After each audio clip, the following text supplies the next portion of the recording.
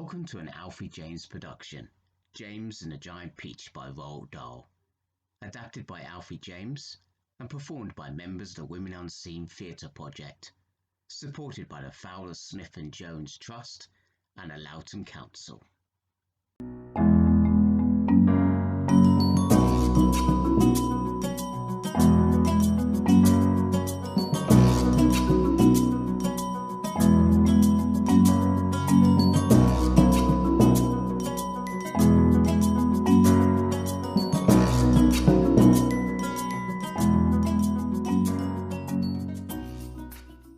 This is the story of James Henry Trotter. He was a small but friendly and kind boy. He lived in a cosy little house with his mother and father by the sea. Oh, I got you! Put me down! Happy birthday, darling. Now, quickly, blow the candles out before the wind does. But make a wish first. It was a wonderful life. They had each other and they had their dreams. After eating a fat slice of birthday cake, they lay on their backs looking up at the clouds in the sky. Look! That cloud looks like a camel. And that one over there looks like a train engine. But can you see the tallest building in the world? I can't find it. Try looking at it another way. He tilted his head to the right. He tilted his head to the left. I see it! That's where we're going, on a great big ship, which will take us across the ocean. His father took out a travel map and showed him a picture of a tall building. We go right to the top of it, the three of us on top of the world. Are there any kids there like me? Plenty. It's a wonderful place, James. It's a city where dreams come true. Then one day, a terrible thing happened.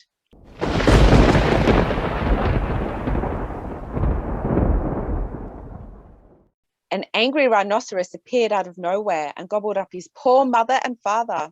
Their troubles, if they had any at all, were over in less than 35 seconds. But James' troubles were just beginning. For now, he lives in a grotty, dark house at the top of a hill with his Aunt Sponge. Get up, you lazy little bug. And his Aunt Spiker. You've already wasted 4 minutes of daylight. Look at him. Lollygagging in dream world when there's work to be done. Weeds to pull, wood to chop. Work, Work, work, work. work. Fetch the water from the well. Clean and polish the car. Wash the clothes and hang them on the line. And don't spoil my fancy bloomers. Do the dusting. Fudge the coal. Work. James worked all day with barely a break. His hands and feet ached, while his two aunts sat in the sun tanning themselves and eating cake. I do declare that I look and smell as lovely as a rose. Just feast your eyes upon my face. Observe my shapely nose. Behold my heavenly silky locks. And if I take off both my socks, you'll see my dainty toes. But don't forget, my dear Sponge, how much your tummy shows. At least I'm not a stick insect with an oversized head. Meanwhile, James had finished his chores and was now sitting on the rocks looking at the old travel book which his father had given him. You lazy bug. Who told you to stop working? I finished all my work. What's this? A travel book? How dare you think about leaving? This is the only home you'll ever have. No one else would tolerate a worthless little nothing like you. Where did you get this travel book from? My father gave it to me. We were going to go there one day. Stupid, foolish man. He was always dreaming. That's what got him killed. And your mother, too, had his head in the clouds and wasn't looking where he was going. He never even saw that rhino coming. And the beast will get you, too, if you don't behave. Now get these stupid dreams out of your head. The two wicked aunts began to tear the travel book up into tiny little pieces. Rip, rip, rip. Now get back to work. The pieces of the book began to blow away in the wind and into the sea. That night, James sat up in his dark and damp room looking up at the tiny window. He had thankfully pinched a half-eaten bag of crisps from the bin. His aunts had offered him the leftovers from the fish that they had cooked, but it was only the fish heads left. As he sat there finishing the crisps, he noticed a small spider sitting by the window. Hello there. Where did you come from? You know you probably shouldn't build your web up there on the window. Spiker and Sponge might see you and they hate spiders. I'll be your friend though. James gently held out his hand and let the spider crawl onto it. He then sat down on the wooden floor and sat the spider down in front of him. I know it's not a very pleasant place here, and I'm sure that Sponge and Spiker don't mean to be so horrid. One day, I'm going to leave and go on my very own adventure. Just you see, I'm going to find that magical place in my father's map. Will be fabulous, and you can come with me, Spider. You're my friend now. I've never ever had a friend before, so you can be my first. Would you like that? James carefully opened the large crisp bag and turned it into a paper hot air balloon. He fixed a small candle to it and let it fly out of the window. He then picked up the spider and put her back on the web by the window. Good night, Spider.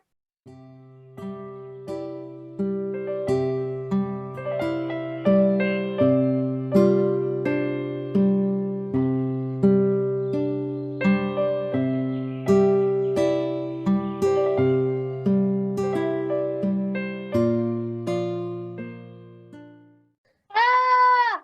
Spider! Vermin! Ah! Beast!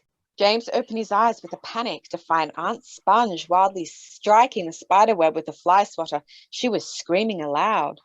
Beast! Vermin! Beast! No, wait! Spider! Spider! Wait, I'll get it. Give it! Give it!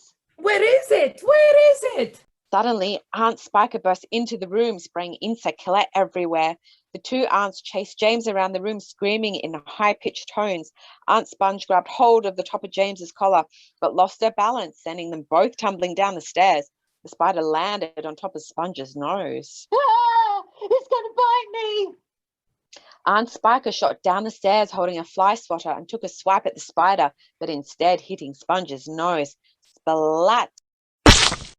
James picked up the spider and flew out of the door. You hit me in the face! Oh, do shut up. James ran to the very bottom of the garden and placed the spider onto the ground.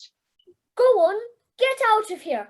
Get as far away from this place as you possibly can. Oh, I wish that I could. Instead, I'm always going to be stuck here. What's stopping you? Oh, don't be frightened, James. I mean no harm. How do you know my name? I'm a storyteller. It's my job to know everyone's name. What would you say if I were to tell you that the answer to all of your troubles is right here inside this little bag? Wait, that's my crisp bag. Of course it is. Go on, James, have a look. What are they? These little beauties are what they call crocodile tongues. There's more magic in those little green glowing creatures than in all the rest of the world put together. Crocodile tongues? 1,000 long slimy crocodile tongues, boiled in the skull of a dead witch for 20 days and 20 nights. Add the fingers of a young monkey, the gizzard of a pig, the beak of a parrot, and 3 spoons of sugar. Stew for a week, and then let the moon do the rest. Have 'em, and marvelous things will happen. Things even you never dreamt of. Like what? You'll see. You'll never be miserable again. And you are miserable, aren't you, James? You weren't meant to be, you know. And that place you dreamt of, it's not as far away as you think. Take a look beyond the sea, just the other side. It's New York City! And it will be that much closer once you take the first step. But how? This doesn't make any sense. Not up here, it doesn't. The answers are in here, inside your heart. That's where the magic is. So, James, what will it be? I'll take them. But listen to me, James. Don't let them get away, because if you do, they'll work their magic on whoever and whatever they meet first. Do you understand? Yes. With that, I was gone. What's going on down there? James began to run as fast as he could, but suddenly he tripped and dropped the bag. The crocodile tongues jumped out of the bag and began to bounce away in all directions. No, wait! No! Stop! Wait! But it was no use. Here he is. Get up, you little worm. We sent you out here to kill a spider. Not to laze about. I wasn't lazing about. I tripped. How dare you disagree with us? Beat him, Sponge. It's too early. Well, that makes you the luckiest boy alive. Now come inside and get dressed. Spiker, look, a peach. A what? A peach. There, on that branch.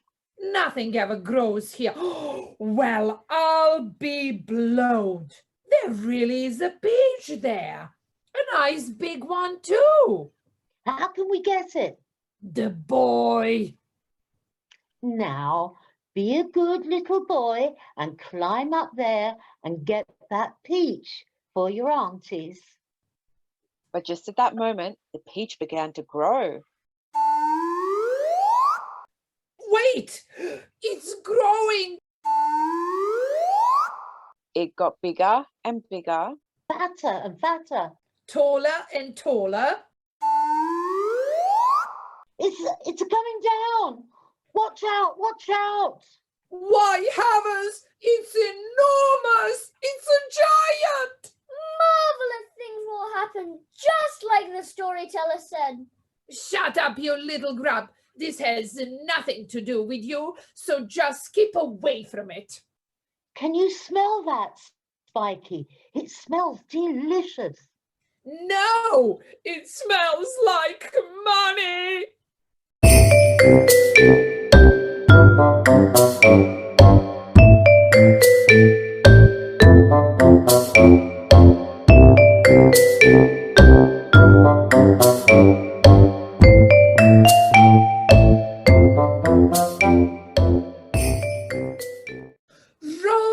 Roll up, step inside and see the giant peach, the eighth wonder of the world. Have your money ready? Chance of a lifetime, 10 bob a look. A giant crowd of people surrounded the peach. All of the children had come from the town. Poor little James had to stay inside. He watched from his window with tears of sadness in his eyes. No peeking at the peach. Have your money ready. Can we touch it? Touch it? Touch it? You'll be wanting to taste it next. Cheeky little girl, your admission is refused. Now go away, you horrible little girl. No cameras allowed. Come on, ladies, don't dawdle. That night, the two aunts sat at the table counting their money made with selfish and greedy glee. James came down from his room wearing his best shirt, trousers and tie. Ooh, you're all spiffed up. I was hoping to play with all the other children. Too late. They're all gone. But you can play with their garbage. And don't even think about going anywhere near our peach. Because if you do, don't forget, they never did catch that rhino. Outside, it was cold and dark and terribly gloomy. James walked about picking up the litter left behind. At that moment, he spotted something familiar. It was the old crisp bag. He opened it once again, and suddenly a bright green glow bounced out of the bag. It jumped onto the ground. James chased after it as he headed for the peach. But it was too late. It had disappeared. James stood there peering up at the enormous peach. He pushed his hand inside and took out a small piece to eat. But as he did, the tiny green crocodile tongue leapt up into his mouth at the same time. The peach tasted delicious. The peach tasted scrumptious. Suddenly, a small hole opened up inside the peach. It was like a little doorway leading inside. James climbed inside and crawled through the tunnel. As he climbed further and further, the door behind him closed and he could feel magic and wonder taking place all around him as if he was changing. Ahead, he could hear the murmur of different voices growing louder and louder. I'm gonna take a look around. I've got to plan our escape from Spiker's punch. Escape? To where? We're all going to be squashed, squatted and smooshed. No one's going to smoosh you, my dear friend. You're 6 feet long now. I'm a bigger target. Let the biddies come. I'm invincible. I'm incredible. Just then, James burst through the hole onto the floor with an enormous thud. It's Spiker and Sponge. They found us. No, it's the lad from the house. What's his name? Miserable tick. I thought it was a rotten little grub. That's what his rotten aunts call him. His real name's Then Spider dropped down in front of James. Here's James. Ah! Look what you've done now, miss. You've scared him to death. Scared him to death. Please, don't eat me. Eat you? Hey, glowworm, turn up your lights. I'm a vegetarian. I duh. No one will be eating you today, James. Nah, she'll just puncture your head and suck out your brain. That I'm saving for you. You forget. I've got more legs and I'm too fast. Ooh, such rude behaviour indeed. There's no need to be frightened, dearie. But you're enormous bugs. Fascinating, isn't it? We've all changed, and so are you, James. The ladybug passed James a mirror and he couldn't believe what he saw. The storyteller gave me those green things. They said that marvelous things would happen. Did he say that marvellous pigs would happen? No, my dear lady. He said marvellous things would happen. Poor glowworm. She's a little deaf. I, however, have super hearing. Yeah, well, listen to this. Let's get out of here. You mean leave the hill? But I can't. The rhino will get me. Rhino! Ah! Hide! Save yourselves! I say, dear boy, I've lived on this miserable hill for decades. There are no rhinoceros here. Well, apart from Sponge, she's twice as big as a rhino, eh, kid? And twice as dangerous. My life hangs by a thread every day. I've had to send all 300 of my children to safer pastures. Huh? You think that hiding in solid rock is fun too? I can't even remember what fun is. That's just because you've been stuck here for too long. Listen to me, kid. I know a place that will refresh your memory.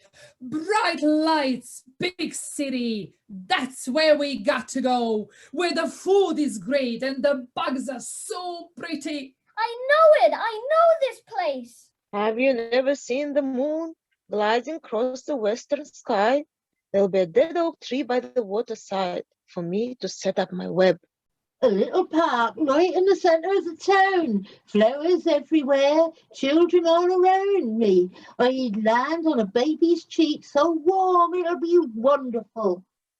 I'll have an elegant conversation and an elevated point of view, intellectual stimulation which I can share with you. It'll be wonderful, simply wonderful. Yes, I know it. I know it too. There'll be kind people, families, children. I have friends. It'll be the best. Just then, the sound of his aunts could be heard. Where are you hiding, boy? It's time to go and make a best of myself. Where are you off to, Centipede? Look at this place. It's still filthy dirty. You better not be near our peach. Oh, please don't let them spray us. Spray us? They're more likely to come after us with a shovel. It happened to my brother, God rest his soul. Sliced into two he was. Now I have two half brothers. They'll hear us. Hear what? Us. You who? Where are you? I think I hear a rhino out here. Just then, Centipede, who was now sitting at the top of the peach looking down, saw a small rope holding the peach in place. He began to bite through the rope as quickly as he could. Timber! Without a moment's notice, the peach began to move. It moved from side to side before it began to lose balance and began to roll. Fasten your seatbelt, kids. We are on the move. Did he say? On the move! The two aunts looked up and screamed. They ran for their car. The peach turned and began rolling down the hill faster and faster. What have you done? Hold on. Start the car. Start the car. He's coming, he's coming. The giant peach crushed over the garden shed, squashed the fence, and rolled straight over the auntie's car. My blood's running to my head. We're gonna die! The peach continued to roll out of the farm, down the hillside, getting faster and faster and straight towards the village below. It crashed through the streets, past the post office, the village shop, and church, heading straight for the seawall. The two aunties broke out of their half-squashed car, dazzled and confused, and looked on as it sped towards the seawall. My head's gone into my stomach. Incoming! Incoming! I'm gonna be sick! Just then, it smashed through the seawall and leapt up into the air and came crashing down into the seawall. Splash! The two aunties stood there looking as they watched it float away. This is all your fault. No, it's not. It's your fault. Your fault. Yours.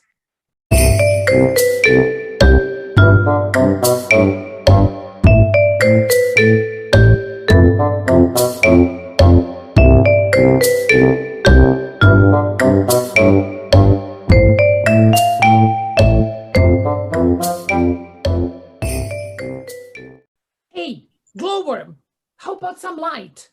I can't hear you, my lovely. I'll have to put my light on. Oh, this is so un-ladybug-like. Don't worry, I'll have you sitting the right side up in no time. Thank you, James. Where are you going? To see where it landed. James opened up a small hole in the top of the peach and gazed out into the blue sky above. Seagulls squawked above. He climbed outside and looked around. The peach was floating in the middle of the sea. Whoa! Oh, my. Oh my aching back! Fascinating. What's fascinating? Don't leave me down here all by myself. We're in the middle of, how do you say it? A big puddle. Biggest puddle of them all, Angel Fangs. It's the Atlantic Ocean. Technically, the Pacific Ocean is larger. Nothing but blue sky and clear water. This is all your fault, Centipede. Hey, if it wasn't for me, we'd all be spiked and sponged by now. The storyteller would read things. Did they say where we're going?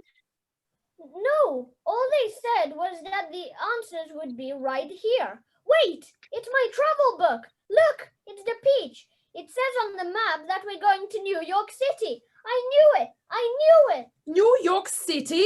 It's the place that we were talking about. The very place, all right. They've got a whole park with lots of green leaves for you, Ladybug. Central Park. And lots of dark hiding places for you, Spider. Nightclubs. Museums and concerts for Grasshopper. And miles of underground tunnels for Earthworm. The subway. And lots of bright lights flashing across the buildings for Glowworm. Broadway. My father said it's a place where dreams come true. That's the life. That's the life. That's the life. That's the life for me. New York City it is then. But how do we get there? I'll get us there. You? Sure. I've sailed all the 5 seas, from the sun-drenched reefs of Bora Bora to the icy shores of Tripoli. Commodore Centipede is what they used to call me. 7. Huh? There are 7 seas and the Tripoli is in the subtropics. Trim the sails. There are no sails. Stoke the engines. There are no engines. I can't work with this miserable crew. Great! We're stuck here until we're all shriveled up and die. Highly improbable. That's a relief. We're far more likely to drown. Everyone looked to the floor and slumped down, feeling depressed. Just then, James looked up at the sky and saw the seagulls flying about again. He had an idea. I know! I have an idea! We could fly out. What a daft idea. How would you do it, James? With the seagulls, but we'd need some string. Oh, well, I'll just pop down to the local stationery shop and pick up some paper clips while I'm at it. I have string, miles of string. We'll need bait, bird bait. Bird bait? Where do you expect to find some bird bait out here in the middle of... why are you looking at me like that? Oh no! Have you lost your mind? Oh! They tied the earthworm to the top of the peach, tangling him out as bait for the birds. It was a perfect plan. Nothing could go wrong. Don't say that, storyteller. Something always goes wrong when you say that. Don't worry, I'm here. Is that meant to be comforting? Now wiggle! No! But they won't come if you don't wiggle. Exactly, you can't make me. We've got to give him some encouragement. How are we going to do that? The wiggle chant, of course. Wiggle your fingers, stomp your feet. Wiggle your fingers in the air. Wiggle them everywhere. Stomp your feet upon the ground. Stomp them all around. Wiggle your fingers, stomp your feet. Wiggle your fingers in the air. Wiggle them everywhere. Stomp your feet upon the ground. Stomp them all around. Wiggle your fingers, stomp your feet. Wiggle your fingers in the air. Wiggle them everywhere. Stomp your feet upon the ground. Stomp them all around. It's working! It's working! He's wiggling! Wiggle your fingers, stomp your feet. Wiggle your fingers in the air. Wiggle them everywhere. Stomp your feet upon the ground. Stomp them all around. Wiggle your fingers, stomp your feet. Wiggle your fingers in the air. Wiggle them everywhere. Stomp your feet upon the ground. Stomp them all around. Here comes the first one. Get ready to pull the string, everyone. Pull! After 3. 1, 2, 3, pull! Pull! It worked. We got one. I hear two great, big, gushing teeth. Just then, James looked out into the sea and saw a tail of bubbles appearing in the top of the water. They were moving like charging rhinos straight for them. I hear something too. Wait, let me look more closely. It's a school of tuna. They're being sucked into some sort of machine. What do you mean? Take a look. It's a giant shark. It spotted us. What are we going to do? What are we going to do? The seagulls. It's our only chance. It would take the whole flock and then some. We'll never do it in time. Who could use my spider web for a net? Throw it here, dearie. Wiggle, earthworm. Our lives depend on it. I can't, I'm a wiggled out. Here, let me help you. Come and get it. Come and get it. Stop! No, stop! You're tickling me. A swarm of seagulls began to charge towards the peach as the giant shark sped towards them. Just then, James threw out the net towards the seagulls, attaching it to them. Ladybug and Glowworm quickly passed him the loops, and he fastened them to the seagulls as they turned and began to fly away. The peach suddenly started to be pulled up out of the water. They all held on for dear life. Up and away.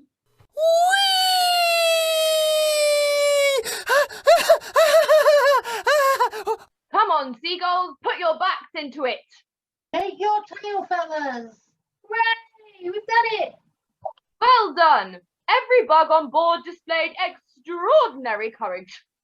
But everything we did was part of the plan made up by the brilliant James. It really did work, didn't it? New York, here we come.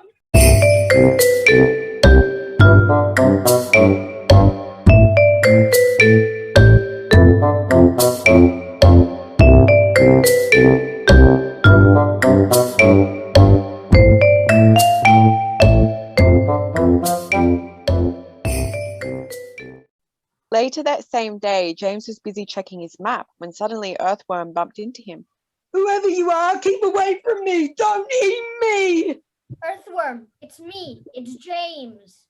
Oh, James, thank goodness. You mustn't frighten yourself like this all the time. Why not? You'll make yourself sick. When I had a problem, my mum and dad would tell me to look at it in another way. How? First, I was bird bait, and then I was shark bait. I suppose. Or you could say that you gave us wings to fly and defeated a giant shark single-handedly. No-handedly. Exactly! You're a hero! Am I really a hero? Yes, Like a superhero? I'm Wonder Worm! you are.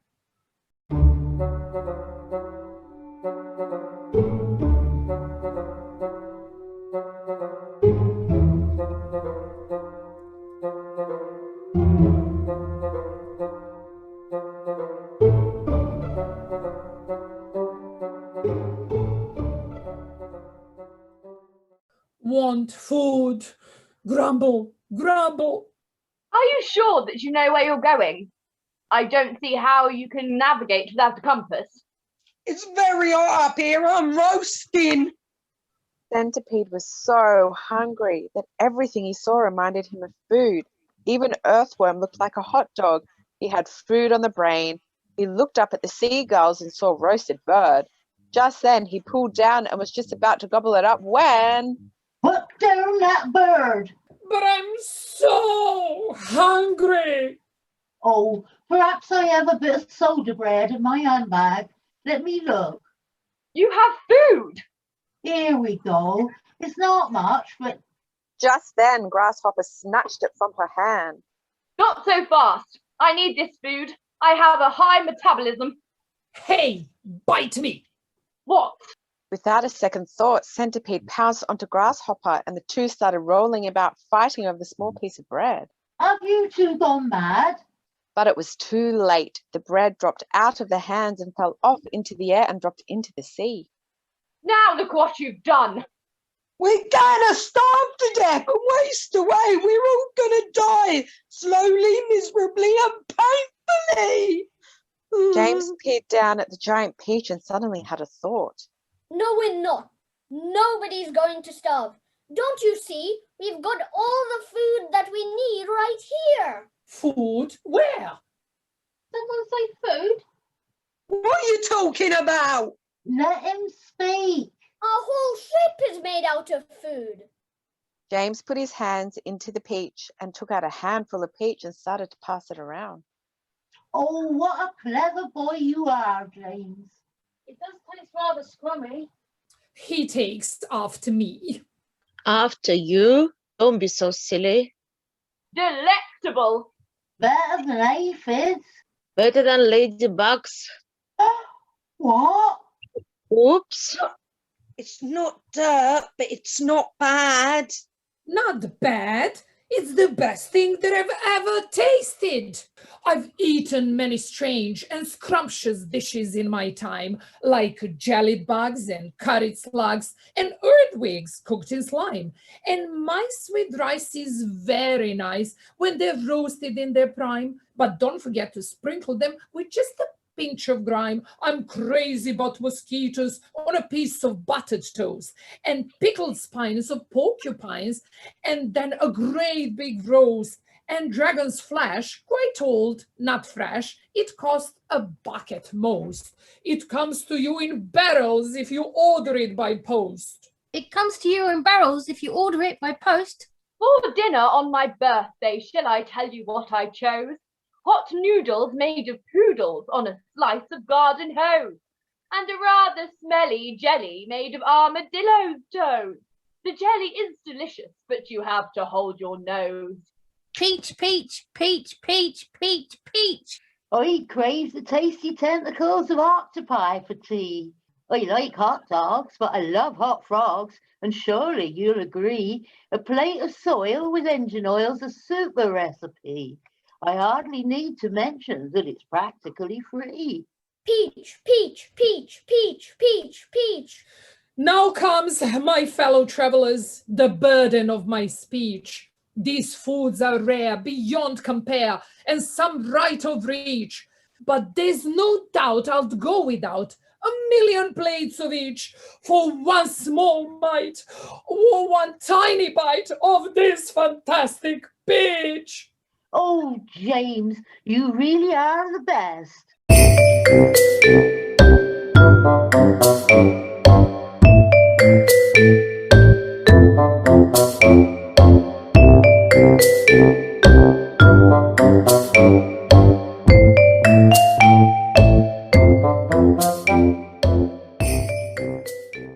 That night, night, whilst everyone was asleep, you could almost hear a baby's lullaby singing in the background. James sat on Spider's web. You keep to yourself a lot, don't you, Spider? I prefer to be on my own. I used to be by myself a lot too. I think it's much nicer to have friends though. Don't you? I wouldn't know. People don't like to be around spiders. I'm sure that the others would be your friend too, if you let them. It's in their nature to fear me. That you cannot change. But you're very kind to me. Maybe this is because you were very kind to me first. You were the spider in my window. You were my first friend. I mean, since I went to live with my aunts. They hated me. Shh! Do not think of them now. But what if they find us? What if we don't make it to New York? I'd die if I had to go back to live with them. No one can make you do anything, James. You are a brave boy. Now off to sleep. You have had a very tiring day. The spider slowly put out the small candle and was off. James yawned to himself and snuggled up and started to fall asleep.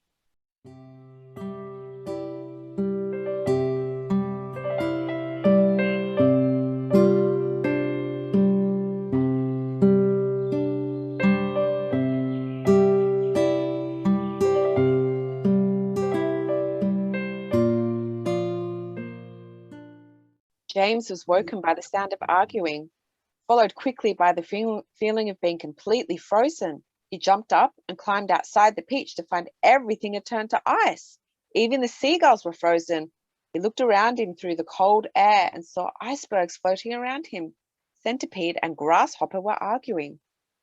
This is an outrage. You are an utter disgrace to your race, class, order, and species. Say it in English. You, sir, are an ass. What's going on? Where are we? Centipede fell asleep at the helm. Now we're lost. We're not lost. Where are we then? Somewhere north or somewhere possibly very far south. What's your latitude? What's your longitude? Hey, there's no need to get personal. You said that you could navigate. You said you traveled the world. Been to Bora Bora? The shores of Tripoli. Did I say that? You're a liar.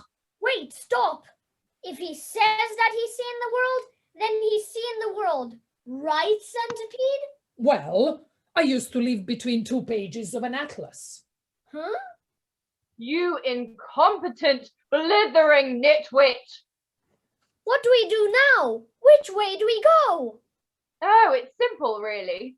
All we need to do now is determine our coordinates, then use triangulation to chart a direct route to New York. Then there's hope. Don't be ridiculous. There's no hope at all. Don't have a compass.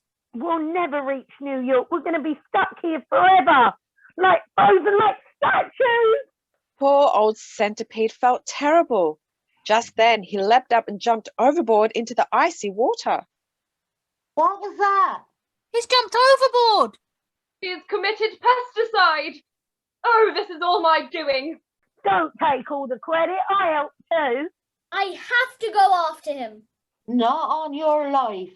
You'll catch your death of cold. But he's my friend.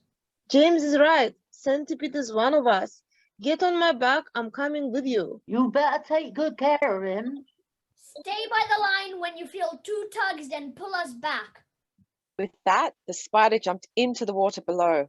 Under the water, the spider and James swam trying to find Centipede. They swam past old shipwrecks, colourful fish and rocks. Meanwhile, the Centipede climbed inside an old pirate ship deep below the ocean. He began to search the old ship before spotting a skeleton of an old pirate captain, slowly crept towards it and peered over the table where the skeleton was sat and blew away the dust in front of him to reveal a compass. Jackpot! He gently picked up the compass and began to move away. But as he did, he noticed that something was holding him back. The skeleton pirate had become alive and was holding onto his trouser straps. Centipede tried to run as fast as he could, but he still wasn't moving. Just then, he sprung back towards the pirate captain and into his arms. When James and Spider found the ship, they saw that the pirates had captured their friend. They sprung into action. First, James jumped down and pushed the captain out of the way. The Spider followed behind, kicking several pirates at the same time with her 8 legs. Quickly, James cut Centipede loose, but the captain started to run away with the compass. Spider rugby tackled the captain to his knees and knocked the compass out of his hand. It spun and began to roll away down the ship's deck.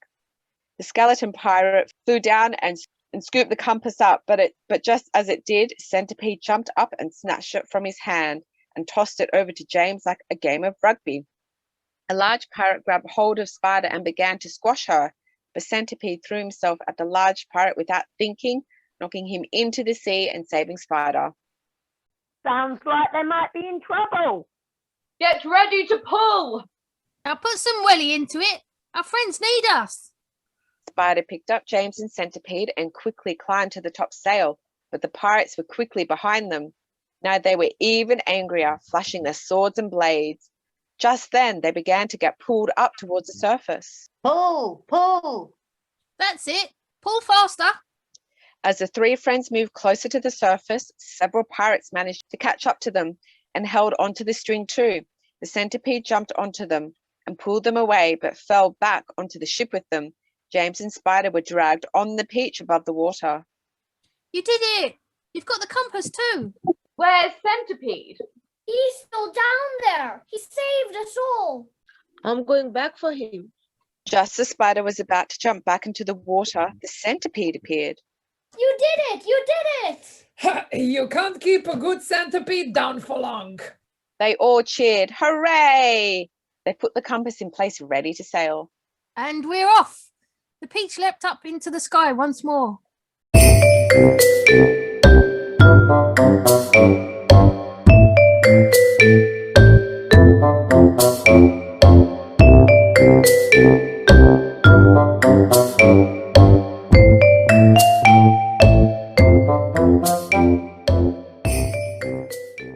As night fell for another night, everyone began to fall asleep.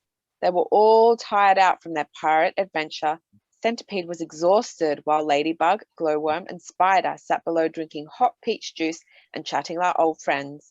James lay falling asleep when he heard violin music playing. He climbed up towards a compass where he found Grasshopper sitting playing a tune.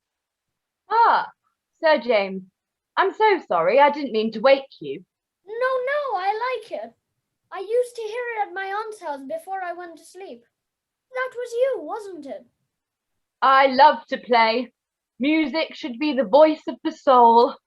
What does that mean? It means that when I'm happy, my music will sound cheerful and bright. And when I am sad, it will sound quiet and low. When I was sad, I used to climb into my bed with my mum and dad. But that was a long time ago. I'm sure that they will be very proud of you, James. I know that we are. The Grasshopper leapt up and started to play a happy tune as the moon shone above them in the sky. James laid back as he was joined by his friends, the Centipede, the Earthworm, the Glowworm, Ladybug, and the Spider. They all snuggled up together, keeping each other safe. We'll always be together, won't we? Kit, you're stuck with us for life.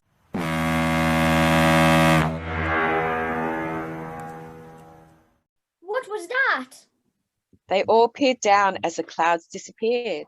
Look, everybody, we've made it! We did it! New York City. Look at the park. It's fabulous. We've made it! What a wonderful sight. There's Lady Liberty. I can almost smell the lovely dirt. Good show, James. The city awaits us.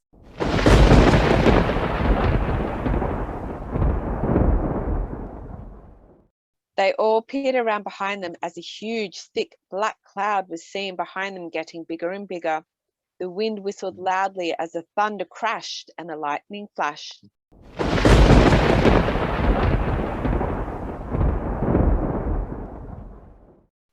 Just then, 2 red eyes appeared from the cloud. Could it really be?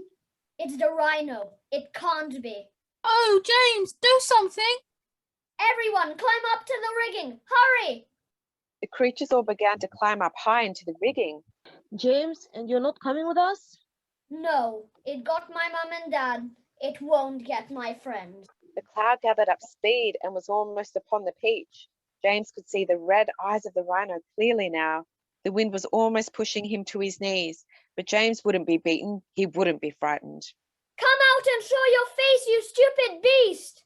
The head of the rhino appeared from the cloud, electrical sparks flashing around its horn. Remember what your mother and father told you, James. Try looking at it another way. You're not even a real rhino. You're just a load of smoke and noise. I'm not afraid of you. I'm not afraid of you. Suddenly, the whole body of the rhino leapt out of the cloud. Its horn sparked the side of the peach, pulling the small path which was wrapped around it and which James was standing on. The string all snapped and broke. The peach began to fall. The creatures began to fall.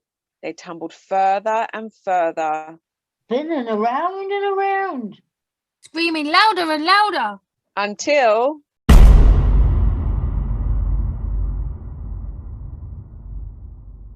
It all went dark.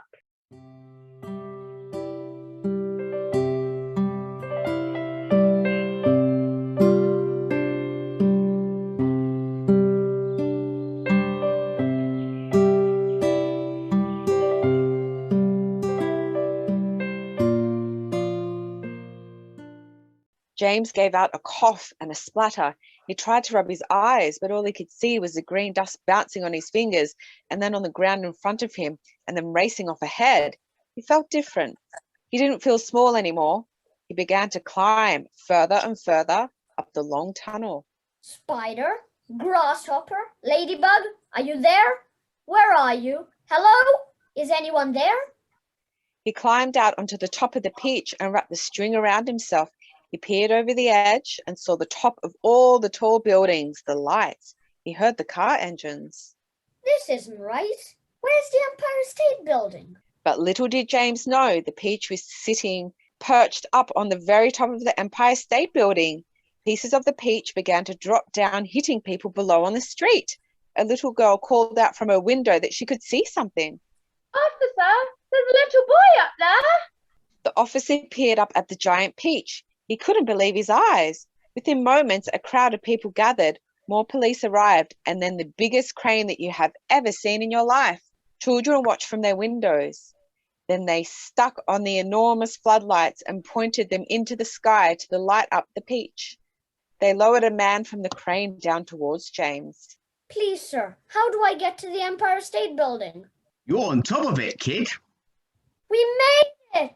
Just at that moment, James remembered his friends.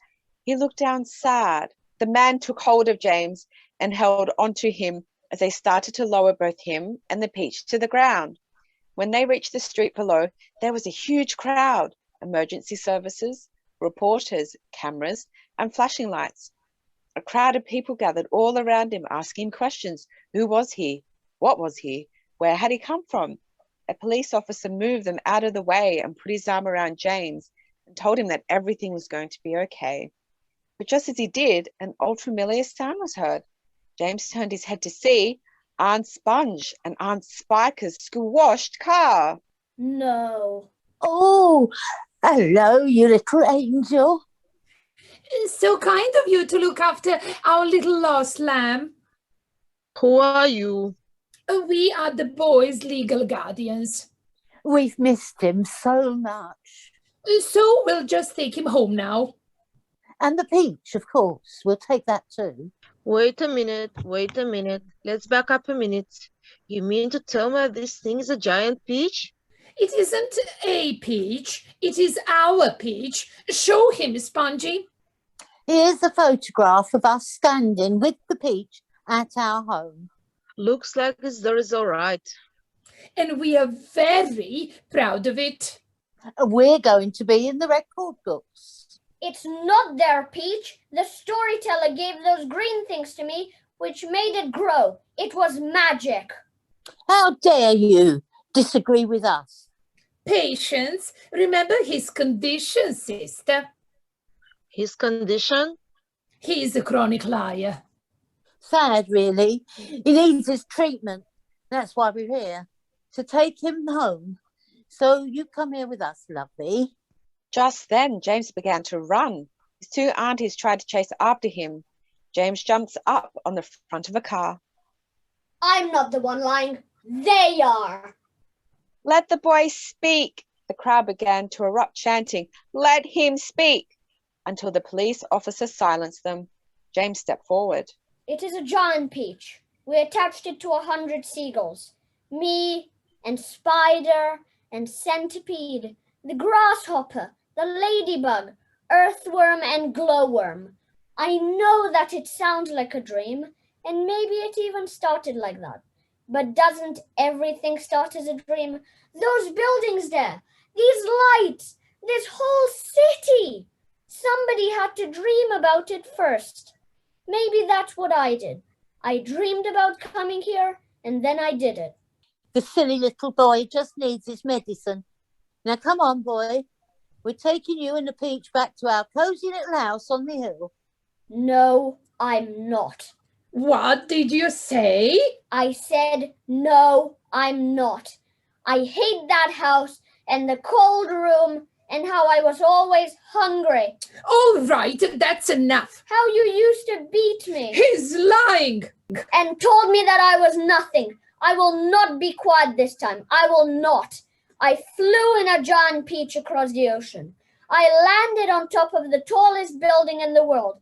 I made it. I'm not the one who's nothing. You are. And I'm never going back with you. Not me and not the peach. Aunt Sponge and Aunt Spiker grabbed hold of two axes and started to smash the car which James was standing on. Everyone gasped. The police officer held everyone back. Just then, James looked up. He saw a green light. He heard the familiar sound of his friends' voices. James, quick, up here. You can do it, James. Everyone stopped and looked up at the green lights above and heard their voices. We're here. Hey, Jimmy. Bugs, giant bugs. I hate giant bugs. Indeed, James's friends landed down onto the peach. The children leapt forward, excited at what they saw. Spider suddenly threw James a string and he threw a loop around his two aunts. The creatures pulled them up screaming. They spun them round and round. Everyone cheered. The spider spun them around faster and faster and tighter, wrapping her web around them until they were completely covered. The kids were telling the truth. Arrest those two horrible women. The news reporter went wild. Front page, hot off the press. Big bugs in the Big Apple. A little Lindy flies giant peach. Half-pint hero and his peach pit pals. James climbed up onto the peach and introduced his friends. The centipede, the grasshopper, the ladybug, the glowworm, the earthworm, and the spider.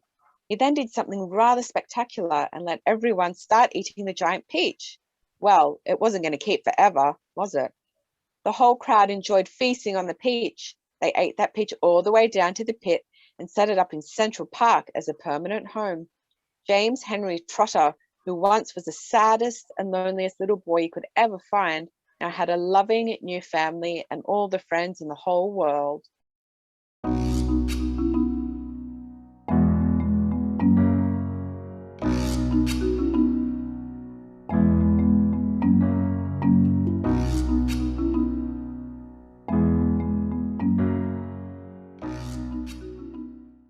You've been listening to an Alfie James production, James and the Giant Peach by Roald Dahl, adapted by Alfie James and performed by members of the Women Unseen Theatre Project, supported by the Fowler, Smith and Jones Trust and the Loughton Council.